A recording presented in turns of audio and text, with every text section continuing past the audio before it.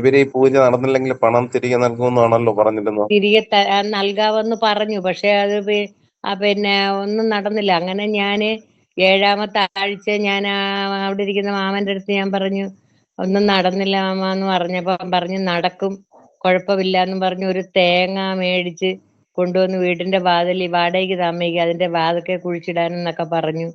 അങ്ങനെ അവിടുന്ന് ഒരു തേങ്ങ മേടിച്ച് വാതിക്കലൊക്കെ കുഴിച്ചിട്ടു. ഒരു കാര്യവും നടന്നതുമില്ല. പിന്നെ നമ്മൾ അങ്ങോട്ട് പോയിട്ടേ ഇല്ല. പിന്നെ ഇപ്പം തുറന്നപ്പോഴാണ് ഇതിങ്ങനെയൊക്കെയുള്ള സംഭവങ്ങൾ അറിയുന്നത്.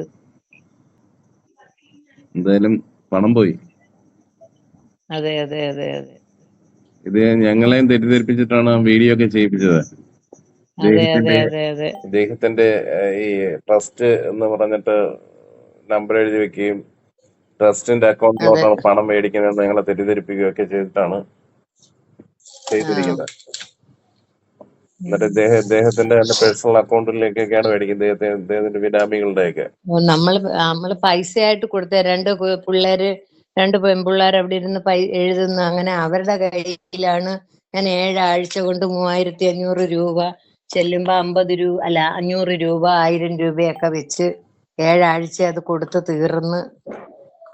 അങ്ങനെ ഒരു കാര്യം നടന്നതുമില്ല. നമ്മളെ തെറ്റിദ്ധരിപ്പിച്ച് എല്ലാം നടക്കും, അതാ ഇതാന്നൊക്കെ പറഞ്ഞ് അവര് ചെയ്യിച്ച്.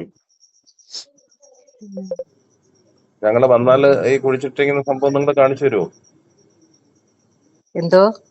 നിങ്ങളുടെ വീട്ടിൽ വന്നു കഴിഞ്ഞാൽ ഈ കുഴിച്ചിട്ടിരിക്കുന്ന തേങ്ങ എടുത്ത് കാണിച്ചു തരുമോ? അവിടെ കിടപ്പുണ്ട് തേങ്ങ, ഞാൻ എടുത്ത് കളയാനായിട്ടിരുന്നതായിരുന്നു, കിടപ്പുണ്ട്. വന്നാൽ കാണാമല്ലോ അല്ലേ? ഓ ശരി ആയിക്കോട്ടെ.